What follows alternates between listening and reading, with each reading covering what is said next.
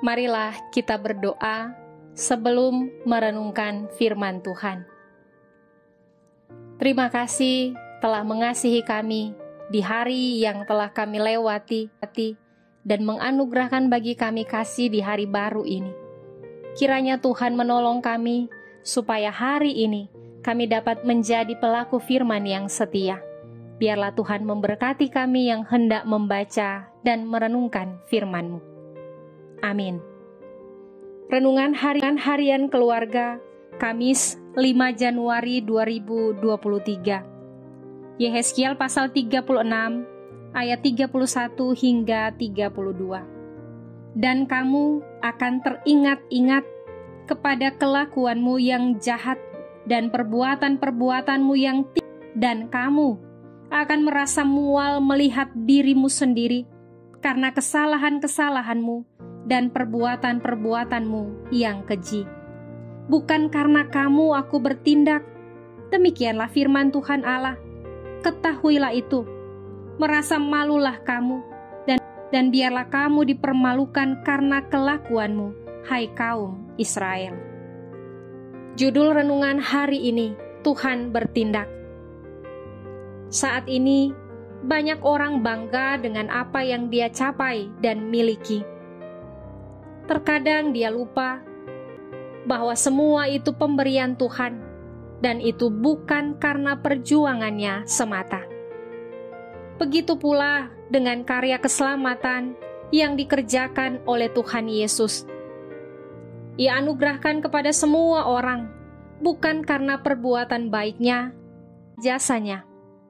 Karya Tuhan memulihkan dan menyelamatkan umat, supaya namanya dikuduskan, dan umat hidup dalam pertobatan.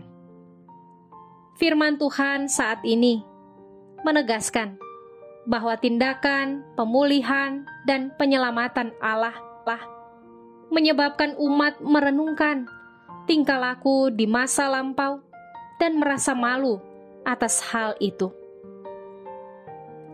Dan kamu akan teringat-ingat kepada kelakuanmu yang jahat dan perbuatan-perbuatanmu yang tidak baik, dan kamu akan merasa mual melihat dirimu sendiri karena kesalahan-kesalahanmu dan perbuatan-perbuatanmu yang keji.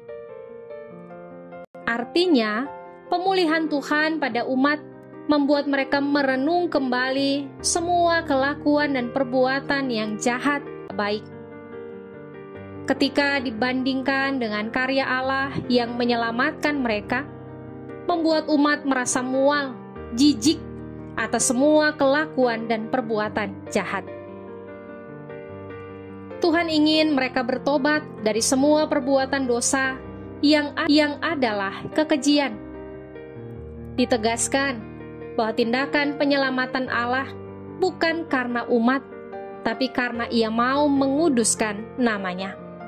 Bukan karena jasa-jasa dan kebaikan mereka Allah bertindak, tidak. Bukan karena sifat-sifat baik atau perbuatan-perbuatan baik mereka, bukan.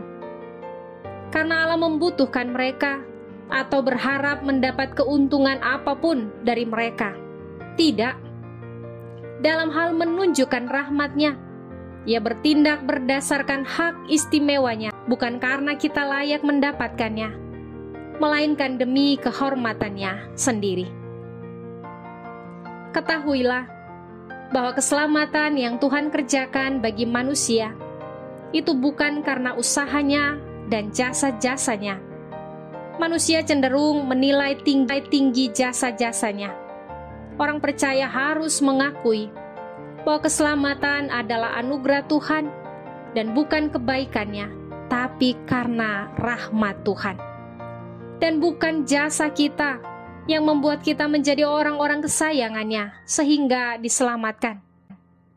Inilah yang harus kita ingat dan ajarkan kepada anak-anak, kepada generasi selanjutnya. Dengan begitu, kita dipersiapkan dengan sangat baik untuk menerima rahmat-Nya dan mensyukurinya dengan berbuat kebaikan.